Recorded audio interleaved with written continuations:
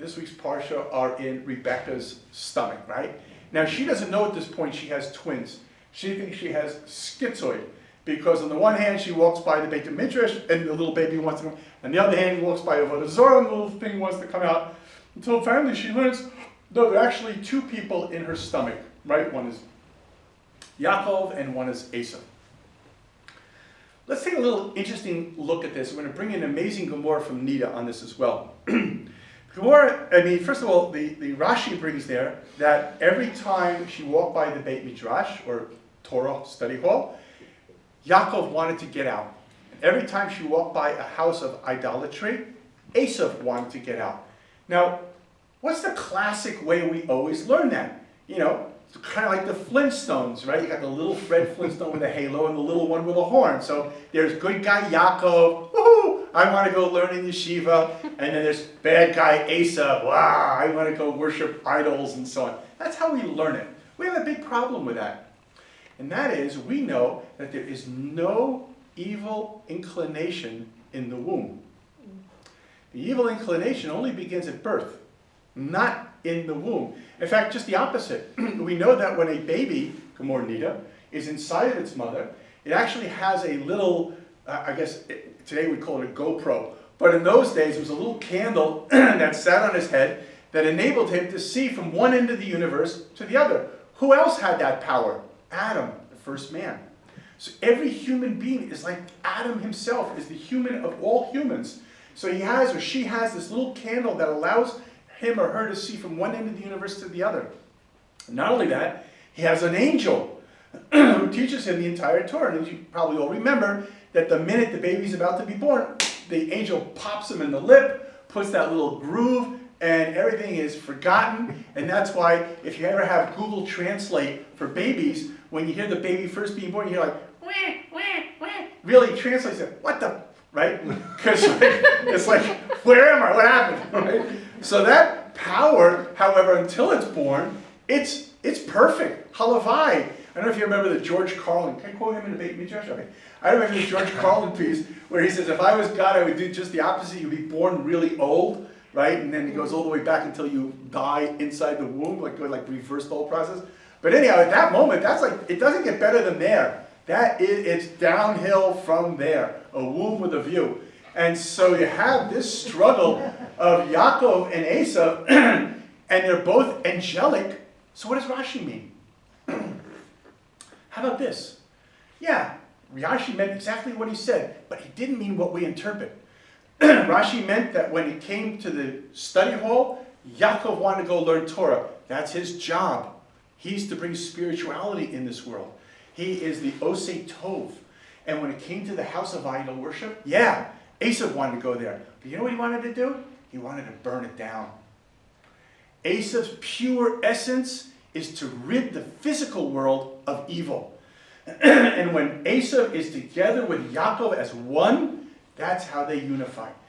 Esau is the power to feed the world. He's the power to organize commerce that no one should, any religion or race on our planet should suffer or be hungry or should be without a home. And at the same time, he's being fed the spiritual energy that Yaakov is supposed to be. They were a tag team. That's what Rashi's telling us. And I'll show it to you a little bit further. Rivka goes to the Navi. She wants to find out, qu'est-ce que c'est, what's going on here. So Rashi says she wanted to know ma yeh besof. What? Ma yeh besof? How about just ma yeh? What will be? What's happening? Why does Rashi tag on this word end, sof? What do you mean she wanted to know what will be in the end? I mean, okay, so the simple language will be, as we kind of stumble through Rashi, it means what's going to be the end of my pregnancy, what's going to come out of me. But Rashi goes further, and therefore when you see when Rashi goes further, that can't be that she's just talking about her pregnancy. She really means what's going to be in the end of days from these two children. And how do we know that? Because when she's told she has two sons, Rashi does not say you have two sons, Esau and Yaakov. And Rashi is Mr. Pshat. Why doesn't Rashi just say Pshat? You have two sons? Okay, Yaakov and Esau. Rashi comes out of left field. And he says, who are those two kids in you? One is Reb Yehuda HaNasi, known as Rebbe, and the other is Antoninus, right? Caesar Rome. What? Those two people are thousands of years into the future. This is what Rivka is worrying about right now, that these will be? And the answer is yes. Rashi is telling us an amazing thing. Rashi is telling us that when will you see the unity that you feel inside of you right now, that Yaakov and Esau inside the womb are angels and they're in a perfect harmony of working together? You will see it in the period between the relationship of Rebbe and Antoninus. And the Gemara is saturated with the love, mutual love, between the two of them. So therefore, we have an example of the epitome of Esau and Israel living in incredible harmony, manifest in this idea of them. Now, we're going to take one step back and one step forward, and we're going to see that now jumping into Parshas Vayishlach, and Yaakov is now coming back with his wives and his kids and so on. There's an amazing event that happens. We're going to go into the Rashi there where he brings Reb Shimon Bar Yochai, but for the minute, let's first look at the verse. The verse says that all of a sudden, Esau comes and greets Yaakov. It says he sees him, he runs to greet him, he hugs him, he falls on him, he kisses him, and he cries. Without going to Rashi for a minute, that's the simple event. And we are going to see, because everyone, including the Gemara, talks about this, and we're going to end the class with like an amazing little piece of Kabbalah that at least blew my mind, and I hope it'll do the same for you as well. But we find that Yaakov somehow was able to convert Esau into his friend. In other words, maybe we will go to the Rashi for a minute. The question in the Rashi is, did he really kiss him with a full heart or not? Okay, so Reb Shimon Bar Yochai says, yes, you're right. According to those people who say he didn't, we know that it's a given that Esau hates Yaakov, but at this moment, he loved him. And Rashi builds us up before we get to that Rashi with an earlier Rashi, which in the same verse says that Esau, in his heart, was touched by, he saw how many times Yaakov bowed before him. He was touched by the heartfelt gesture of Yaakov trying to connect with him. Okay, now let's take a look at this. This is my friend Michael Kagan sort of put this idea out, and I was really kind of blown away by it. I don't necessarily agree with it, but it's a very beautiful kind of an approach, and I'd like to share it with you. So, when in the early days of the two of them growing up, Esau is really a man. He is a man of this world. He's, Averas and mitzvahs and so on. He is out there. He is a power man. He's wearing Adam's clothes, which he killed Nimrod and took from Nimrod, because Nimrod, when I say Adam's clothes, this is the clothing God made for Adam and Eve when they left the Garden of Eden. So it passed down, Nimrod got it, Esau killed Nimrod, and he took it. So he's wearing the clothing of the first man himself. And as he's wearing this clothing of the first man, he's now in a situation where he sees his little brother. His brother is mama's boy, right? He's got dad's love. And I don't know about girls, but certainly by boys always want dad's love. They always want to feel that dad approves. And here his brother Esau gets all the love, all the approval. It's only his mother that loves him, which is nice. Okay, fine, not going to make light of mom's love, but it's not what guys normally want to feel that they're another guy, that they've achieved this. And not only is he a mama's boy, he stays home all the time, or he's in yeshiva all the time. He's a cook, right? He's not a warrior, he's a cook. And perhaps he even shares jealousy. Perhaps there's something in Yaakov that's really jealous of Esau. Why was he cooking red lentils? Why not clear broth? Why not miso? Why did it have to be red per se? Because Esau, Edom, was always red. Maybe there was something in this soup that somehow Yaakov thought, maybe this is my magic potion. If I could drink the red soup, because you are what you eat, I could become like Esau.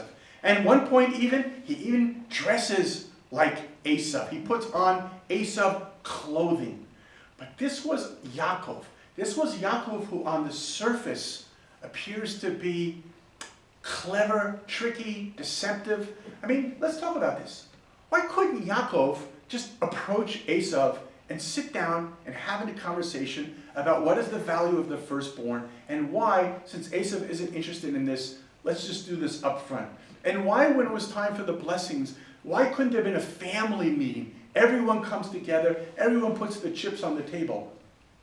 Why did it have to be where the image of us as Jews, as cheaters, as Shylocks, and all these other images was horror? Why did that have to be what we project into this world through the face of Yaakov?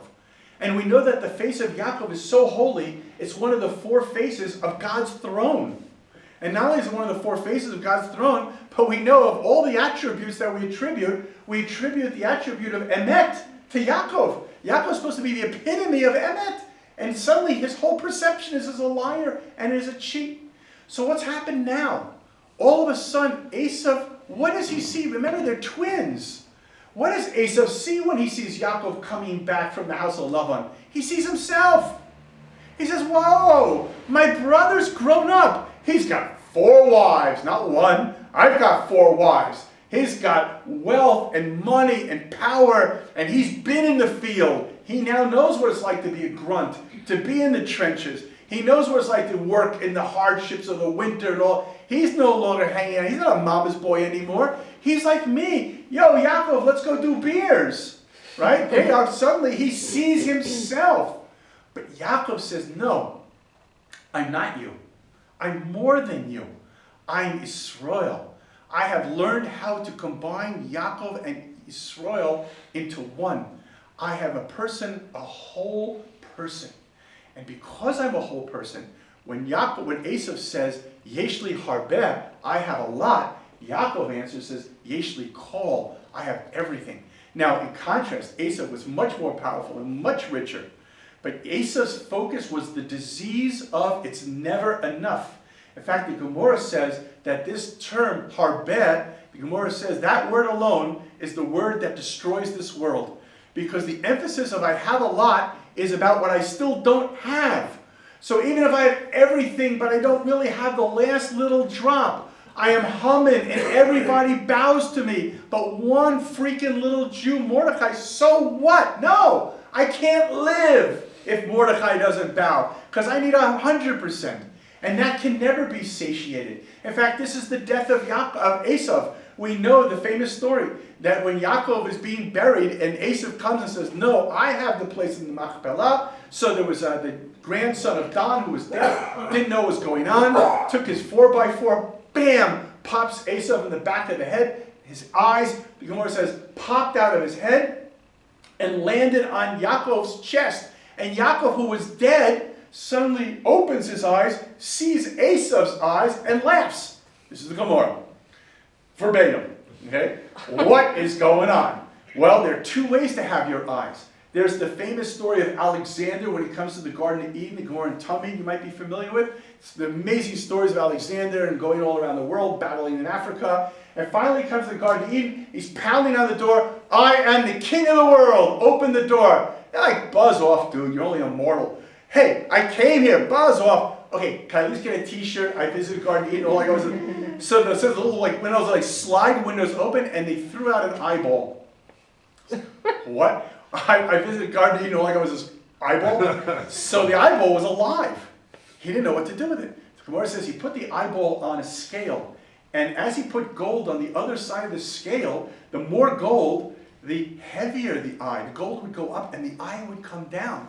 And no one could explain the riddle to him until he went to the rabbis, and the rabbis took dirt and they put it over the eye, and the scale went the other way. And the lesson is that an eye that looks for gold will never be satisfied until it's dead. The dirt over the eye is the symbolism of somebody who is dead. And in contrast, like the blind beggar from Rabbi Nachman's 7 Beggars, the blind beggar who wasn't really blind at all, he was just blind to this world. He only saw that which was really visible, like the deaf beggar. The deaf beggar only heard holiness. In fact, this is why if you know the word Rash Gadol, which means a great noise, is the numerical value of 613, because the only noise in this world that's any noise is holy noise. So the deaf beggar was just deaf to all of this noise. But to the real holiness he heard. The blind beggar didn't look at this world because, as he said about himself, I'm already dead, but I haven't been born, because there's nothing in this world that's worth looking at. But to see that which is holy, one can see even after they're dead. So Yaakov, who never died, Yaakov lo meit, so even when he was dead, his eyes could still open and see the eyes of Esau. That's on one level. I'm going to hold that final level. Why did Yaakov laugh? Not very nice, correct? So why did he laugh? And we'll hold that to the end of the class in just a few more minutes.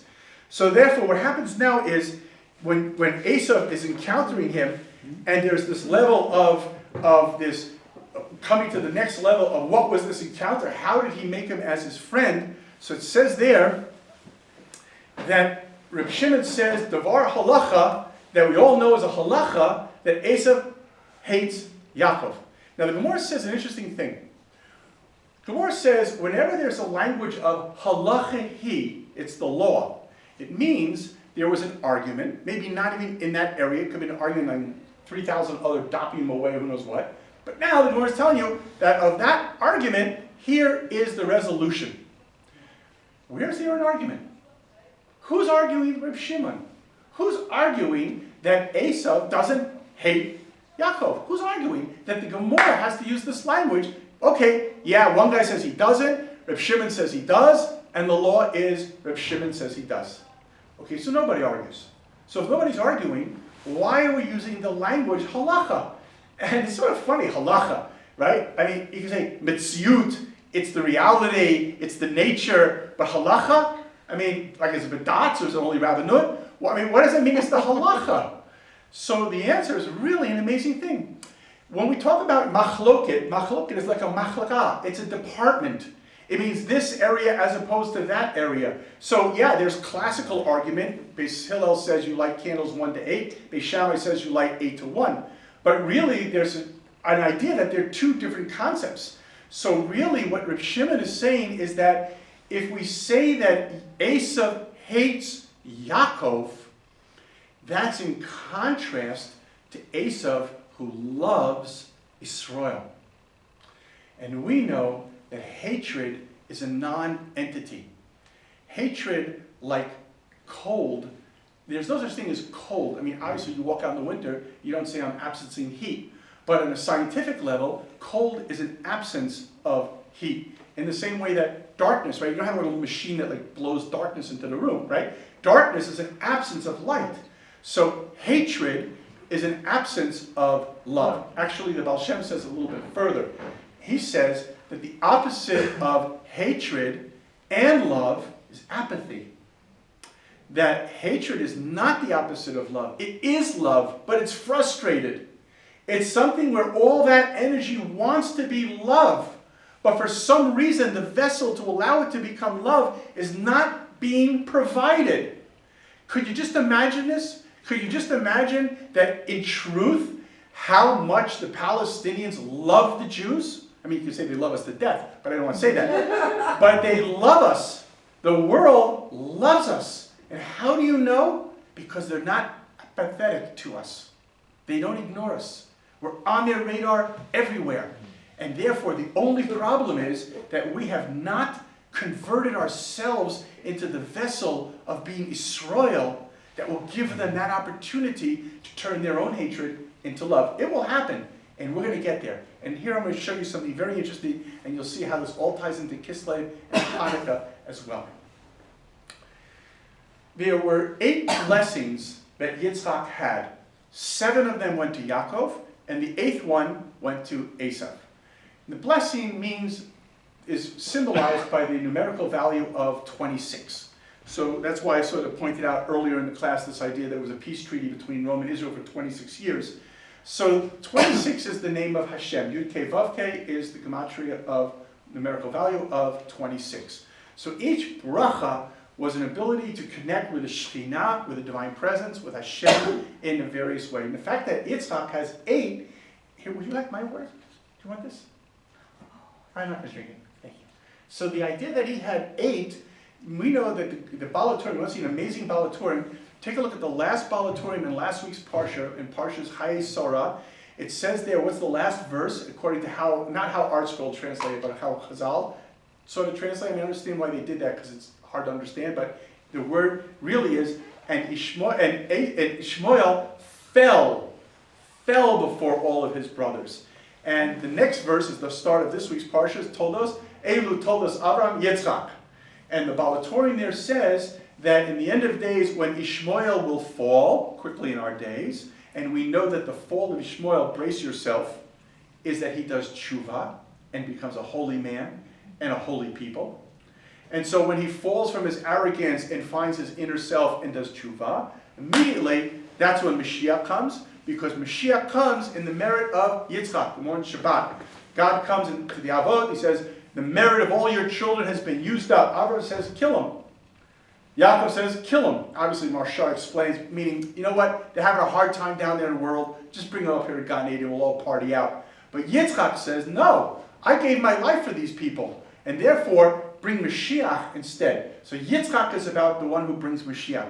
Yitzchak, therefore, imbibes, right? He is the great laughter, the joke of it all, if you will. But Yitzchak imbibes the 8 brachas. These 8 brachas are the gematria. 26 times 8 is the gematria of Yitzchak. Yitzchak is the epitome of the 8. He's the infinite. He has the ability to see through everything and understand the resolution of the world and how it ultimately will resolve of Yaakov and Esau, his brothers, and Ishmael as a holy man. So he has that power. He wanted to give them all to Esau, because in the end, Esau is going to have the critical 8th bracha, the 8th candle of Hanukkah, Zot Chanukah, the completion of Yom Adin of Rosh Hashanah, which is Zot Chanukah, that's Esau. When Esau himself becomes illuminated, becomes the light. And that's why Esau's 8th bracha, if you will, is his head. That's why Yaakov laughed, because Yaakov was laughing the laughter of his father, whose very name is laughter. Because when he saw that Esau's head was also going to be in the Machpelah, he realized that the future of goodness of the resolution of the world was resolved. Because now with Esau's head and Yaakov's body, all the 8 brachas were reunited. So when he said this, Yaakov is 7 times 26. The gematria of Yaakov is 7 times 26. Yaakov got 7 brachas. That's his name, 7 times 26. Yitzchak had 8 brachas. What about Esau? So there's a word in Hebrew called tuma, tet mem aleph, which means impurity. Also is connected to the word atum, which means hidden. That in fact, everything which is impure in this world really has purity inside of it, but it's hidden from our eyes. So therefore, in the world we live in, we have to say this is pure, this is impure, but really everything is pure, but we can't live like that because we have to live in this world that we live.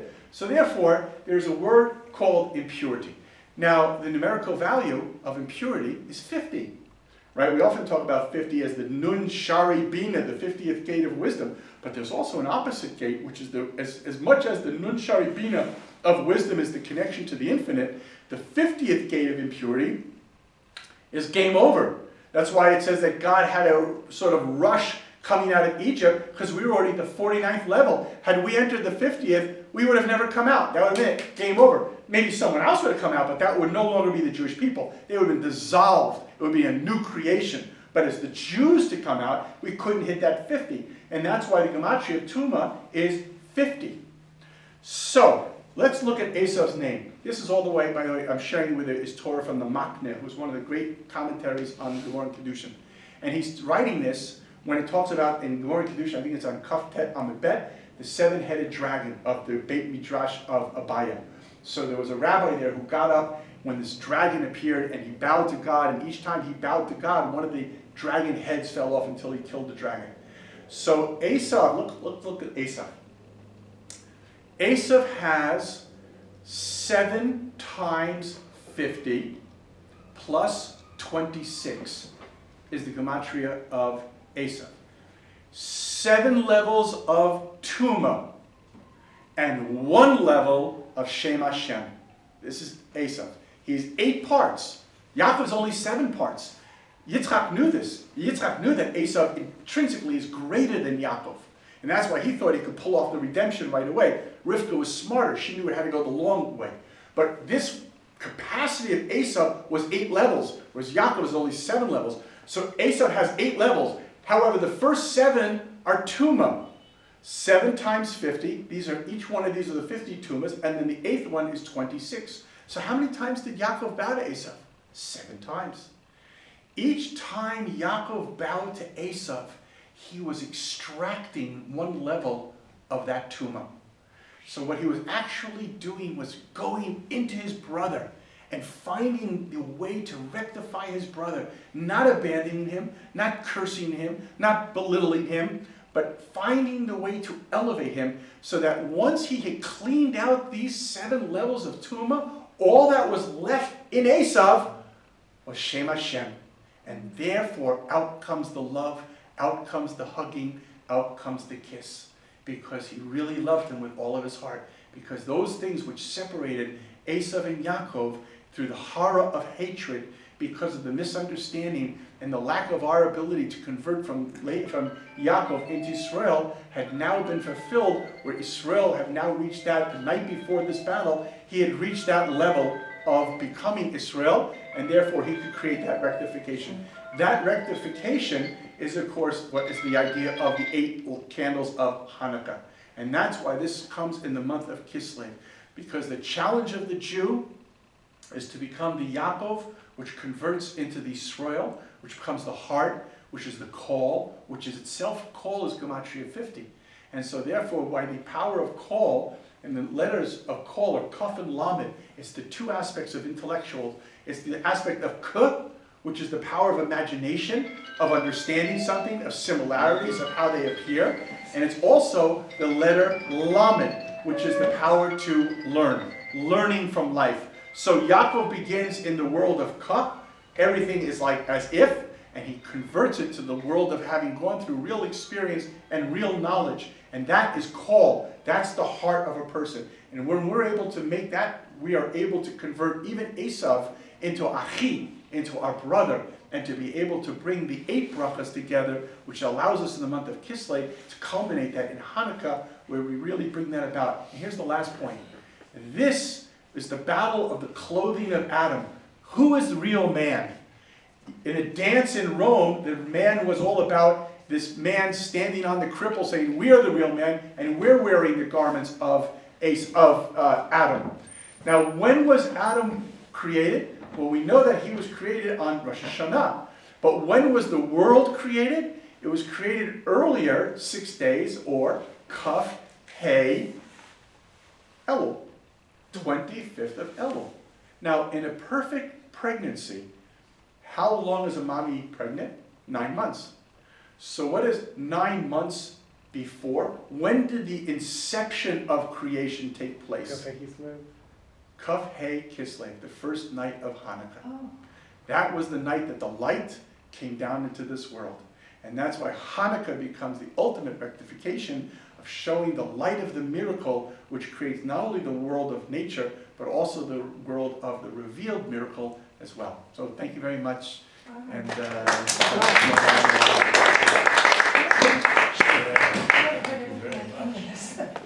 oh.